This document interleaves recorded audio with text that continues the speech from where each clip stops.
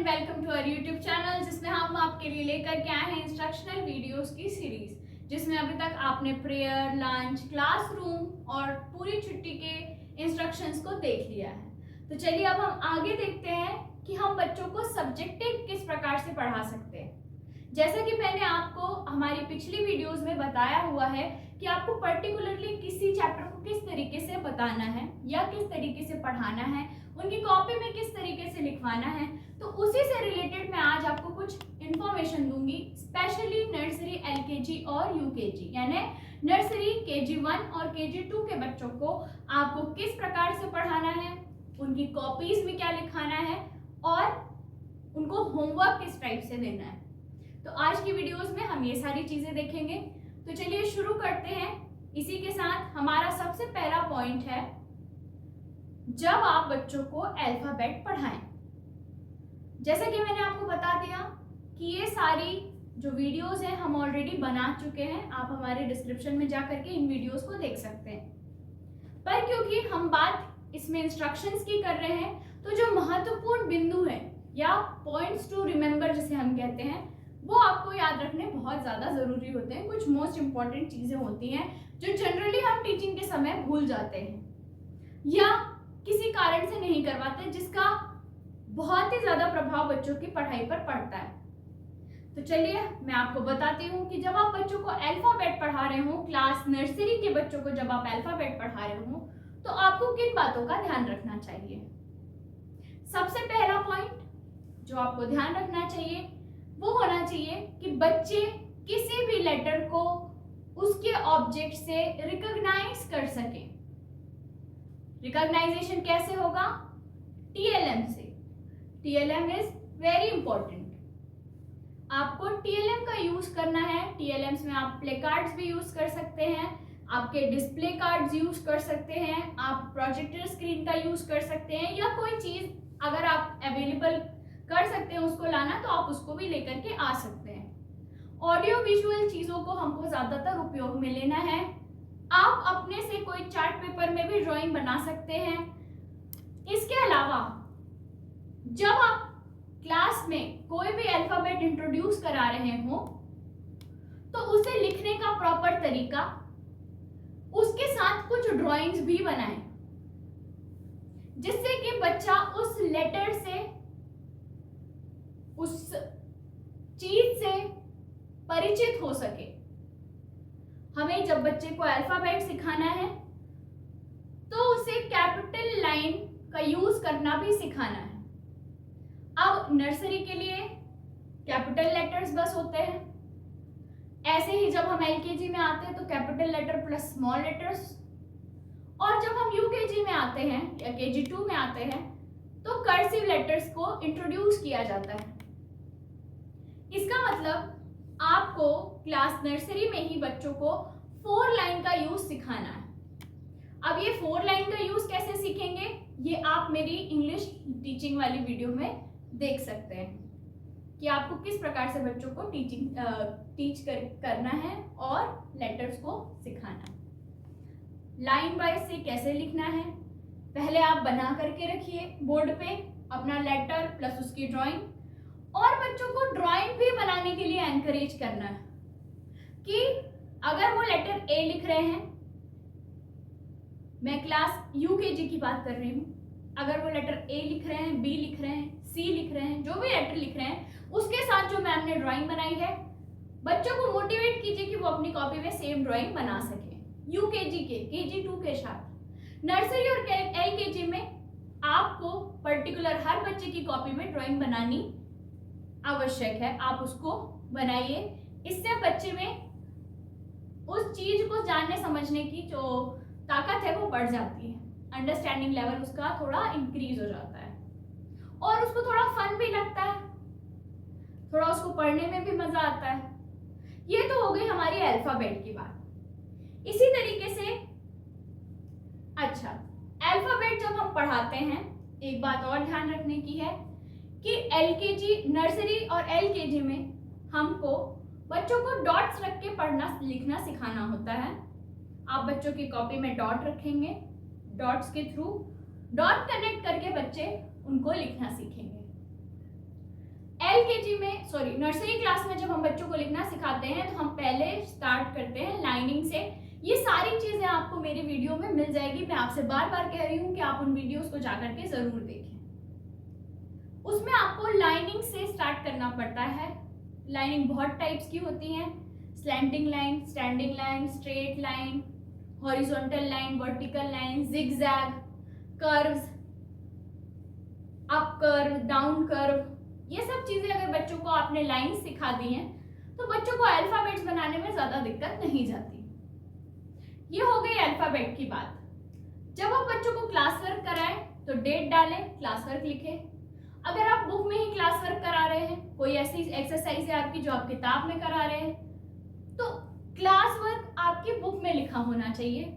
Plus अगर आप उससे रिलेटेड होमवर्क बच्चों को दे रहे हैं तो उसके बाद होमवर्क भी रिटर्न होना चाहिए। क्लास वर्क और होमवर्क आपको डेट वाइज डालना है ताकि कॉपी चेक करने वाले को प्लस पेरेंट्स को ये समझ में आ सके कि आपने किस दिन क्या पढ़ाया। इसके बाद हम आ जाते हैं कि छोटे बच्चों को हम होमवर्क किस प्रकार से देंगे। मान लीजिए हमने आज बच्चों को ए सिखाया है, आप होमवर्क में ए दीजिए। पूरा पेज ना दे करके हम 5 से 10 लाइन भी दे सकते हैं, 5 से 6 लाइन्स भी दे सकते हैं। पूरा पेज भरवाने की कोशिश मत कीजिए। नेक्स्ट डे या 2-3 दिन तक आप ए पढ़ा रहे हैं, वही क्लास वर्क, वही होमवर्क। इसके बाद जब आप बी इंट्रोड्यूस करते हैं, बच्चों को बी लिखना सिखाते हैं, तो ए और बी दोनों होमवर्क में दीजिए। क्लास वर्क में आप बी पढ़ाइए, बी लिखवाइए, पर होमवर्क जो है वो ए और बी दोनों का दीजिए। ऐसे ही जब सी पढ़ा दिया तो होमवर्क ए बी सी का दे दिए, डी पढ़ा दिया तो ए बी सी डी का दे दिया।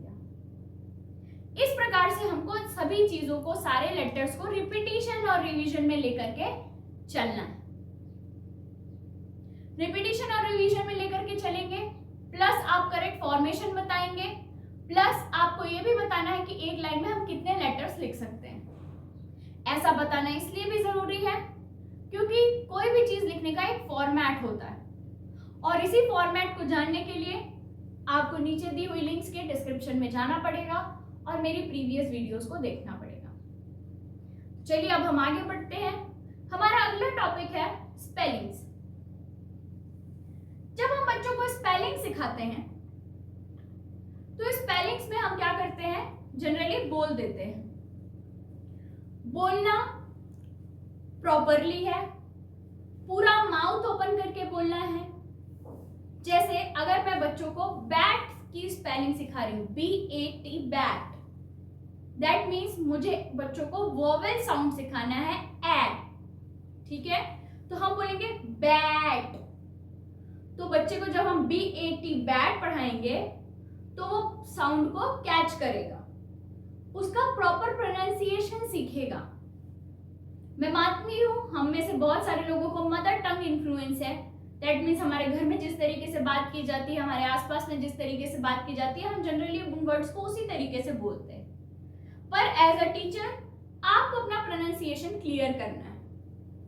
आप नर्सरी, LKG, UKG के बच्चों को जो स्पेलिंग सिखाएंगे, नर्सरी में तो नहीं है ये पोर्शन, पर जब आप KG1 और KG2 को बच्चों को स्पेलिंग सिखाते हैं तो आपको आपके प्रोनाउंसिएशन पर ध्यान देना है, प्लस वोवेल साउंड पे भी ध्यान देना है। इसके अलावा आपको थोड़ा जोर से बोलना है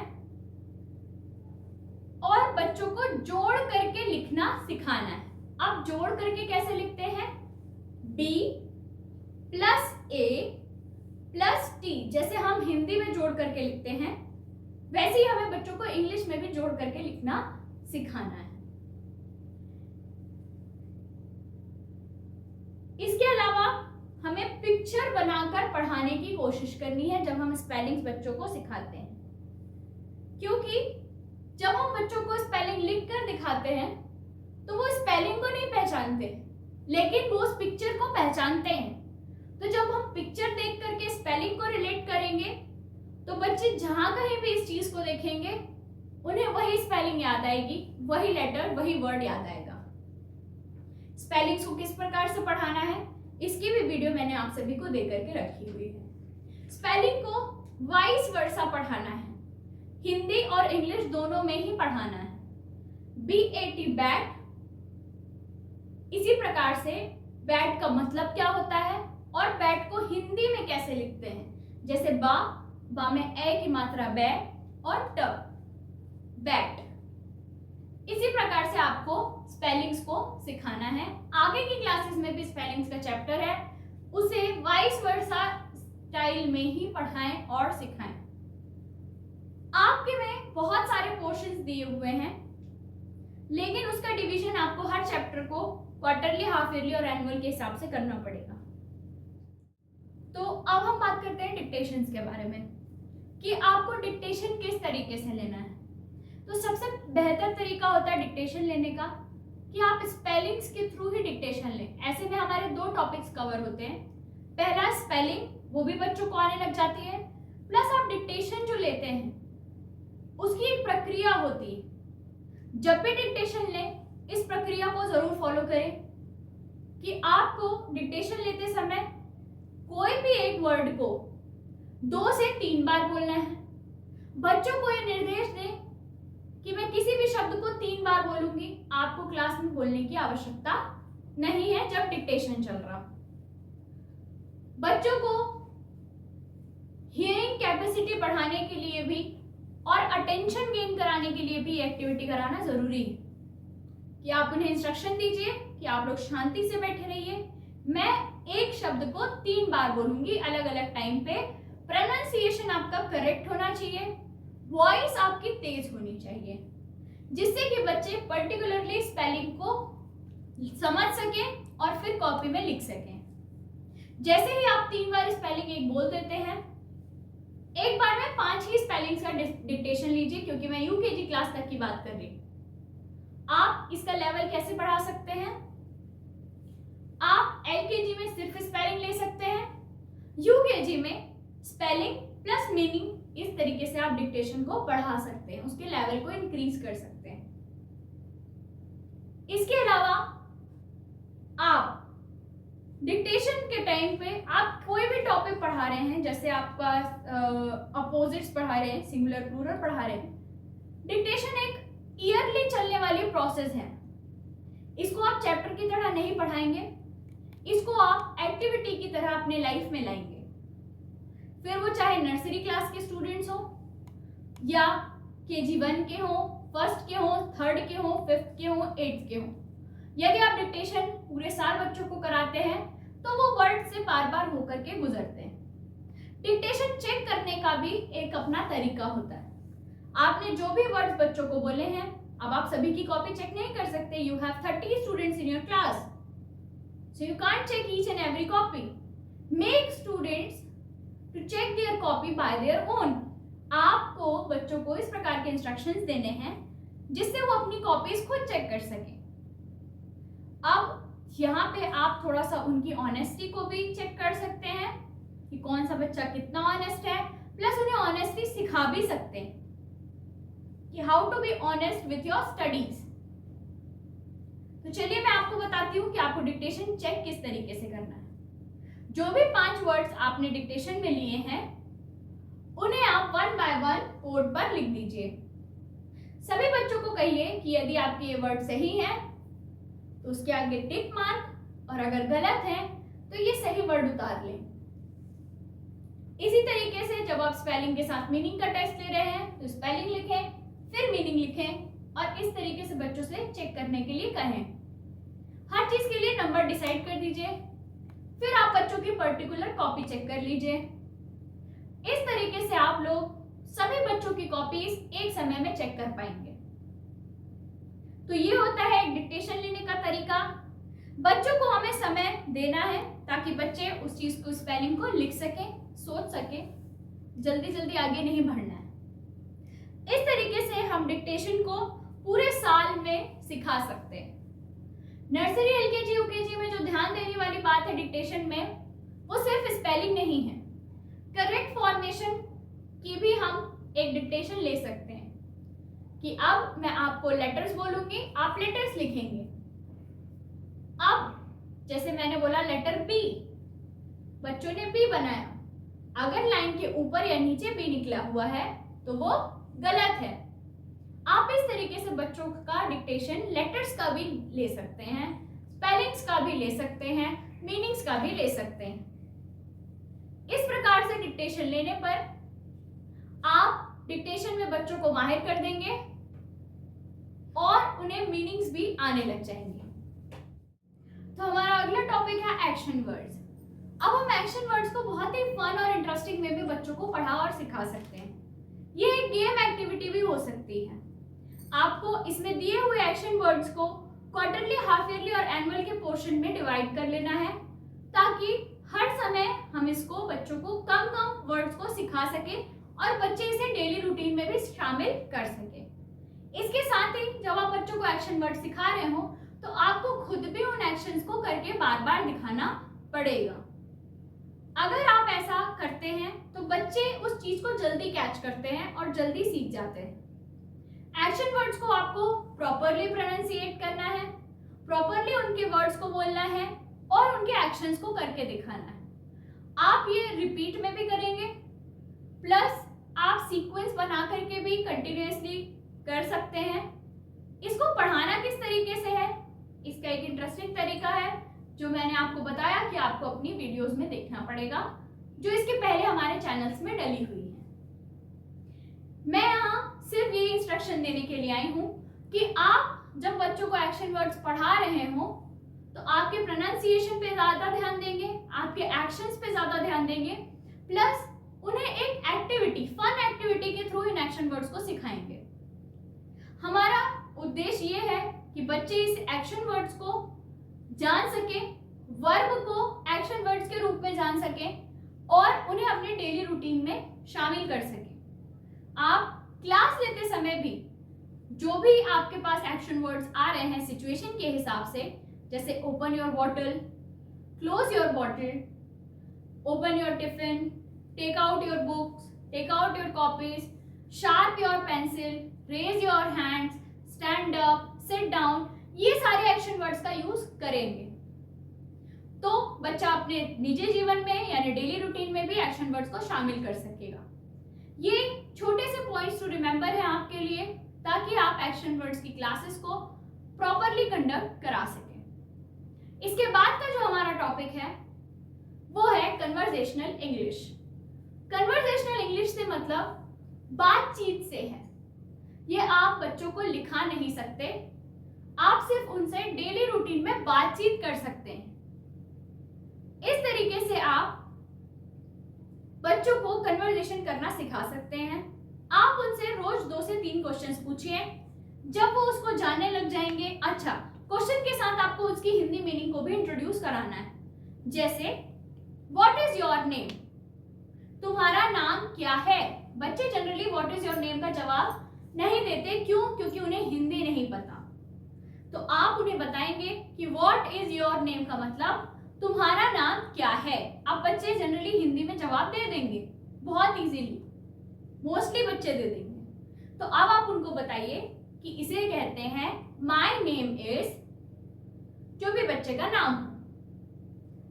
इस प्रकार से आप हर क्वेश्चन के साथ बच्चों को ट्रीट करेंगे। आपको हिंदी और इंग्लिश दोनों को साथ में पैरेलल लेकर के चलना है, क्योंकि जैसे कि आप सभी लोग जानते हैं कि हमारी मदर टंग को हमें सिलेबस में इंक्लूड करना है, जिससे कि बच्चों का प्रॉपर जो प्रोनाउंसिएशन है, प्रॉपर जो फोकस है वो स्टडी में हो सके। तो कन्वर्सेशन को पढ़ाने के लिए आप इन चीजों का इस्तेमाल कर सकते हैं। इसी तरीके से हमारा जो अगला टॉपिक है वो है स्टेटमेंट्स का। स्टेटमेंट्स वो सारी चीजें होती हैं, वो वाक्य होते हैं जो हम जनरली सारे दिन में यूज करते हैं। जैसे I want to drink water, I want food, may I come in, let's go to play, give me the ball. ये सारे स्टेटमेंट्स कहलाते हैं। इन्हें भी आपको बच्चों को हिंदी और इंग्लिश दोनों में ही सिखाना है। जिन क्लासेस की मैं बात कर रही हूँ इसमें आपको बच्चों को ओरली सिखाना है, प्लस धीरे धीरे करके उन्हें स्पेलिंग से इंट्रोड्यूस कराते जाना है।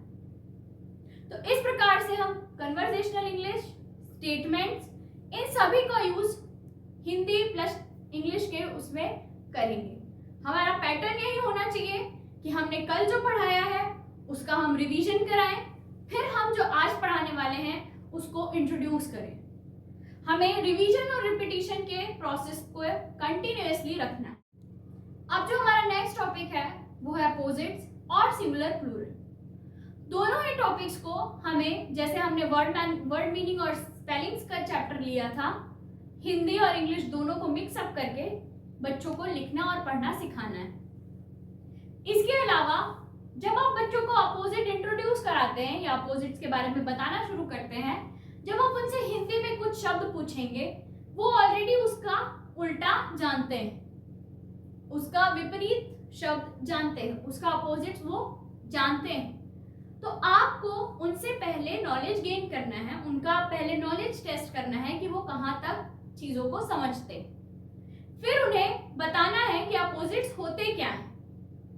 इसी प्रकार से सिंगुलर प्लूरल में भी आप पूछ सकते हैं, उनके प्रायर नॉलेज को टेस्ट कर सकते हैं, उसके बाद आप बच्चों को बताएं कि सिंगुलर प्लूरल होता क्या है। ऐसे ही बार बार बच्चों को प्रैक्टिस करानी है अपोजिट्स की भी और सिंगुलर प्लूरल की भी, जिसकी वीडियो हमने डिस्क्रिप्शन में डाल रखी है। आप उसको देखेंगे कि आपको किस प्रकार से बच्चों को लाइन बना करके प्रॉपर बोर्ड में पढ़ानी है। तो इस तरीके से हम इंग्लिश में बच्चों को नर्सरी, एलकेजी और यूकेजी के बच्चों को इन सारे टॉपिक्स के थ्रू पढ़ा सकते हैं। रही बात क्लास 1 to 8 पढ़ाने की, तो आप सभी लोग इन सभी टॉपिक्स को या इन सभी इंस्ट्रक्शंस को उन क्लासेस में भी यूज कर सकते हैं, यानी क्लास 1 to 8 में आप इन सभी टॉपिक्स को पढ़ाते समय उपयोग में ले सकते हैं। ज्यादा से ज्यादा ये टॉपिक्स बढ़ते हैं तो पार्ट्स ऑफ स्पीच पे पहुंचते हैं, इसके अलावा वर्ब्स पे पहुंचते हैं, पार्ट्स ऑफ स्पीच के अंतर्गत ही आता है। इसके अलावा आप बच्चों को सिनोनिम्स पढ़ाते हैं जो कि सिमिलर मीनिंग्स के वर्ड्स होते हैं, पिक्चर रीडिंग सिखाते हैं। इन सभी इंस्ट्रक्शंस का उपयोग करके आप कोई भी चैप्टर इजीली पढ़ा सकते हैं। इन चैप्टर्स को आपको ध्यान में रख करके ही पढ़ाना है। क्लास 1 to 8 पढ़ाने के लिए आपको क्लास वर्क, होमवर्क जो भी देना है उसको मेंशन करना है। बच्चों को हिंदी और इंग्लिश दोनों लैंग्वेजेस में पढ़ाना है। पहले उनका प्रायर नॉलेज टेस्ट करना है, उसके बाद उनको नए चीज को इंट्रोड्यूस कराना है। तो ये थी हमारी इंग्लिश के लिए आपके लिए कुछ बातें। आई होप आप इन वीडियोस को जरूर देखेंगे और अगली वीडियो में हम मैथ्स और हिंदी को कवर करेंगे। तो देखते रहिए लर्नो kids channel for instructions video.